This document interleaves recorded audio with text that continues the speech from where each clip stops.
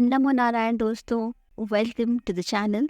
आज आपको थंबनेल से पता चल चुका होगा कि टॉपिक क्या है। तो टॉपिक है कि हम कैसे वास्तु को यूज कर सकते हैं अपने घर की फाइनेंशियल स्टेबिलिटी को इम्प्रूव करने के लिए। ये वीडियो 2 पार्ट्स में बनेगा। इस पार्ट में आई विल डिस्कस कि कैसे हम घर में ही छोटे मोटे चेंजेस कर सकते हैं। सिंपल चेंजेस, आप अपना पैसा कहाँ रखें, आप घर में क्या नहीं करें। एंड पार्ट 2 में हम डिस्कस करेंगे कि ऐसे कौन से छोटे मोटे कुछ सामान, कुछ यंत्र, मूर्ति या पिक्चर्स आप यूज कर सकते हैं जो आपके घर में फाइनेंशियल स्टेबिलिटी को इंक्रीज करने में हेल्प करते हैं।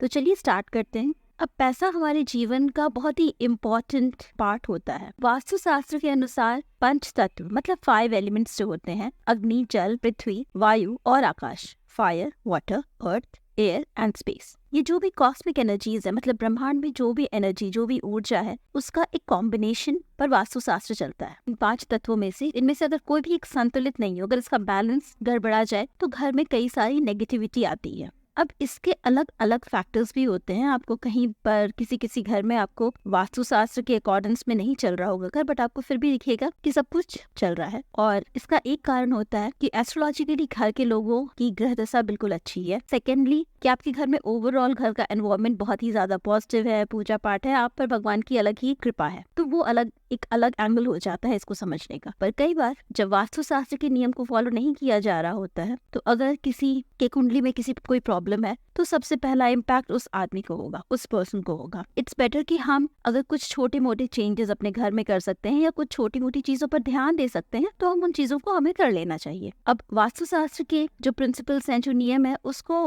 फॉलो करके घर के जो भी लोग हैं वो अपने वे ऑफ लाइफ को काफी इम्प्रूव कर सकते हैं। जो आर्थिक स्थिति है, जो शांति है, समृद्धि है, मॉनेटरी स्टेडिनेस या फिर जो हार्मनी और सक्सेस है, उसके बढ़ा सकते हैं। एक वास्तु बैलेंस्ड स्पेस काफी पॉजिटिविटी को अपनी तरफ खींचता है, मॉनेटरी गेन्स का रास्ता बनाता है। मतलब आपको वो खुद ही एक रास्ता बनाएगा कि पैसा आपकी तरफ बढ़कर आए। पॉजिटिव एनर्जी को अलाउ करता है कि वो आपके घर में अबंडेंस, खुशहाली, इन सारी चीजों को इंक्रीज करे। अब घर का जो पूर्व और उत्तर पूर्व मतलब ईस्ट और जो नॉर्थ ईस्ट डायरेक्शन होता है, वो इकोनॉमिक प्रोग्रेस से जुड़ा होता है, फाइनेंशियल प्रोग्रेस से जुड़ा होता है, आर्थिक ग्रोथ से जुड़ा हुआ होता है।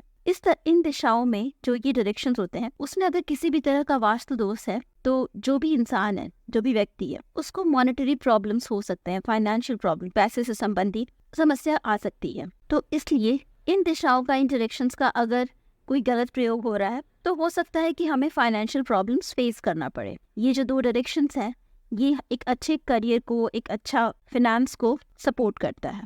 वास्तुशास्त्र के अनुसार जो आर्थिक वृद्धि है, मतलब जो फाइनेंशियल ग्रोथ है, उसको अपनी तरफ इंक्रीज करने के लिए, अपनी तरफ उसको खींचने के लिए हमें यूनिवर्सल जो एनर्जीज है, उसके साथ एक अच्छा मेल जोल होना बहुत जरूरी है। तो आइए अब हम इस वीडियो को शुरू करते हैं, डिस्कस करते हैं कि आप क्या क्या छोटे मोटे चेंजेस ला सकते हैं। So the very first thing, जो भी आपके घर में लॉकर्स हैं, जो मेन सेफ है, मतलब कि जहां आप अपने पैसे को रख रहे हैं, तो जो भी इस तरह के लॉकर्स वगैरह आपके घर में है, जो भी इस तरह का तिजोरी है, ठीक है, तो लॉकर या जो भी तिजोरी है, वो घर के दक्षिण पश्चिम क्षेत्र में रखा होना चाहिए। वास्तुशास्त्र के अनुसार जो भी फाइनेंशियल स्टेबिलिटी है, उसका एक बहुत अच्छा तरीका है कि आप अपने वेल्थ को घर की अर्थ कॉर्नर में रखें, मतलब कि पृथ्वी कोण की तरफ। अब जैसे पृथ्वी बहुत ही स्टेबल होती है, एक तरह से बिल्कुल उसे नहीं हिला सकते, उस तरह से समझिए। तो पृथ्वी कोण में रखा हुआ जो मनी होता है, वो भी काफी स्टेबल होता है। पृथ्वी कोण अलाउ करता है कि आप वहाँ पर जो भी रखेंगे वो चीज़ काफ़ी स्टेबल होगी। तो अगर आप वहाँ पर अपने पैसे, अपने डॉक्यूमेंट्स वगैरह को रख रहे हैं,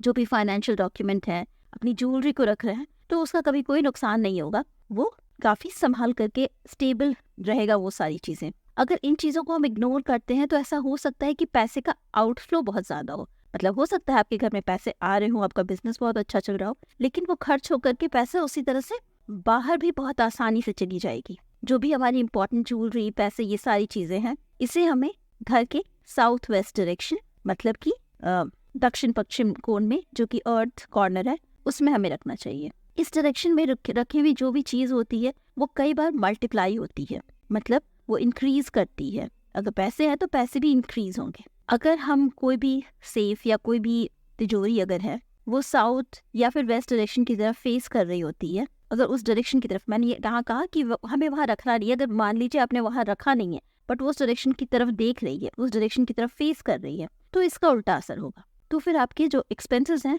वो बढ़ जाएंगे। आपको जो भी अपने कार्ड्स हैं, कैश हैं, वो नॉर्थ डायरेक्शन की तरफ रखना चाहिए। अब यहाँ पर मैं जो नॉर्थ डायरेक्शन की बात कर रही हूँ, कार्ड या कैश मतलब वो मनी जो आप बहुत रेगुलरली एवरीडे यूज के लिए जो मनी आप यूज कर रहे होते हैं, उसको आप नॉर्थ डायरेक्शन में रख सकते हैं।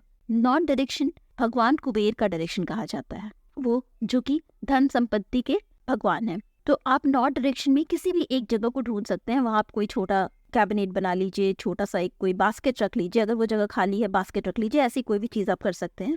और जो डेली के कैश हैं, जो भी एक्सचेंजेस वगैरह हैं, आप वहाँ पर उस चीज़ को रख सकते हैं। हाँ, किसी भी तरह का पैसा, या वो डेली यूज वाला पैसा हो, या फिर आप जो घर में एक सर्टेन अमाउंट अगर हम संभाल करके रख रहे हैं या मनी रख रहे हैं या इस तरह की कोई भी चीज़ है, हमें अवॉइड करना चाहिए कि हम वो घर के किसी भी कॉर्नर में, जो घर का कोना है, कोने में नहीं रखना चाहिए, क्योंकि कोना वो एक एंड प्रेजेंट करता है, मतलब वहाँ पे रखी हुई चीज़ें फंस जाती हैं, अटक जाती हैं, और हम में से कोई भी ऐसा नहीं चाहता कि हमारा मनी किसी भी तरह से अटक जाए। तो इट्स ऑलवेज बेटर कि हम जो भी मनी है उसे अब किसी दीवार के पास में, कोई दीवार है उस तरह से आप रखें, बट कॉर्नर में हमें मनी को नहीं रखना चाहिए।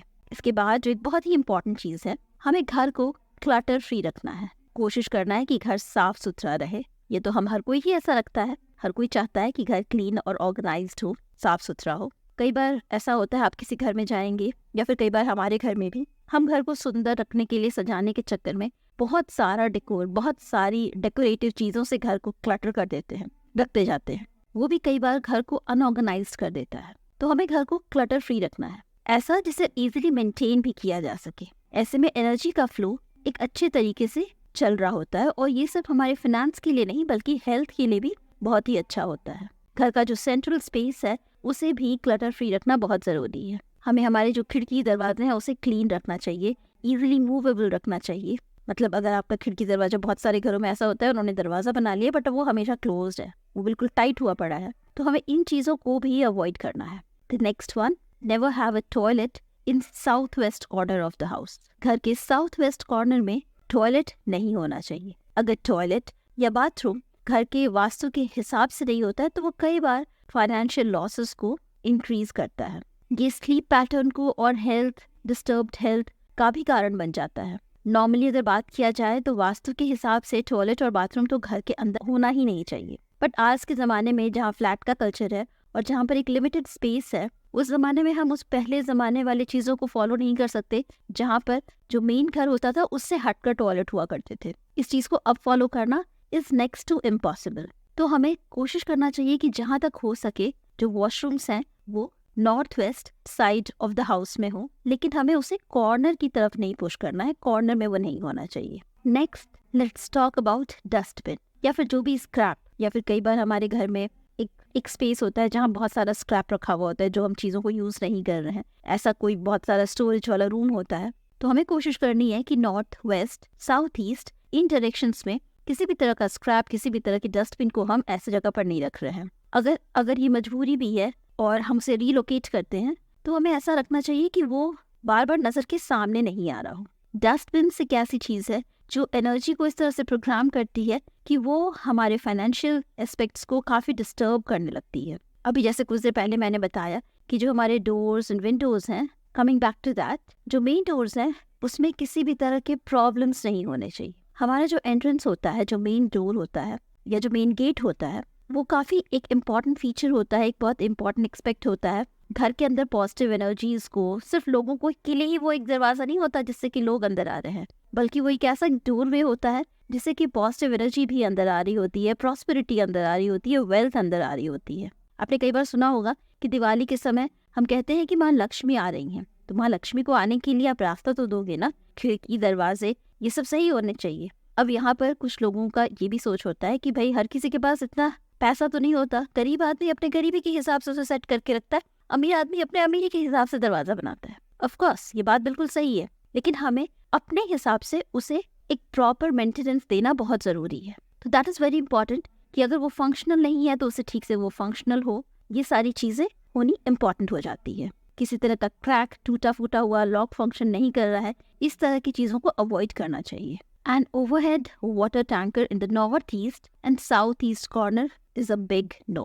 अगर किसी भी तरह की पानी की टंकी नॉर्थ ईस्ट डायरेक्शन में या साउथ ईस्ट डायरेक्शन में है तो ये नहीं होनी चाहिए। वाटर टैंक मतलब कि वाटर एलिमेंट, जल तत्व। जब इस तरह की चीज़ें नॉर्थ ईस्ट में या south east corner of house में होती है, तो ये फैमिली पर बहुत ही लाइफ में इल इफेक्ट ऑन हेल्थ लाती है। लोगों को इसकी वजह से कई बार सर दर्द, चेस्ट में दर्द, हार्ट की प्रॉब्लम, स्टमक की प्रॉब्लम इस तरह से होती है। मेंटल स्टेटस भी बहुत डिटोरिएट करता है, तो ये हेल्थ के लिए तो काफ़ी प्रॉब्लमैटिक है ही, और इसकी वजह से फाइनेंशियल लॉसेस भी होते हैं। Another thing related to the jal element is किसी भी तरह के वाटर लीकेज को अवॉइड करना। वास्तुशास्त्र के हिसाब से वाटर लीकेज, चाहे वो किचन में हो, वॉशरूम में हो, या फिर अगर आपके गार्डन एरिया में हो, किसी भी तरह का वाटर लीकेज, कंटिन्यूसली पानी का बहते रहना, नल है वो खराब हो गया है और टप टप टप दिन भर उसमें से पानी बह रहा है, ये हमारे मनी लीक को दिखाता है कि आपकी मनी भी उस तरह से बह रही है। वो सिग्निफाई करता है एक फाइनेंशियल लॉस को। तो अगर आप कभी भी ऐसा देख रहे हैं कि कुछ भी इस तरह का है जहाँ पर वाटर लीकेज हो रहा है, तो एज सुन एज पॉसिबल उससे बनवाइए। किसी भी तरह का वाटर लीकेज आपके मनी के लॉस को एक्सप्रेस करने के लिए आता है। ये आपको बहुत ही बड़ा फाइनेंशियल लॉस दे सकता है। तो दिस वाज अबाउट कि हम घर में कैसे छोटे मोटे चेंजेस कर सकते हैं। अगर आपका घर बना हुआ है तो आप ये चेंजेस कीजिए। नेक्स्ट वीडियो विल बी कि आप कौन कौन सी चीज़ों को इंस्टॉल कर सकते हैं, किस तरह का आप बॉक्स ले सकते हैं, क्या आप एक स्वास्तिक का साइन लेकर के कहीं पर रख सकते हैं, आपको किस कलर का आप एक गुल्लक रख सकते हैं, आप एक मनी बोल बना सकते हैं। इस तरह की छोटी मोटी चीज़ें जो आप कर सकते हैं, कुछ कॉस्टली भी हो सकती हैं, कुछ सस्ती भी हो सकती हैं। तो I will come with that in the next video. Thank you for watching.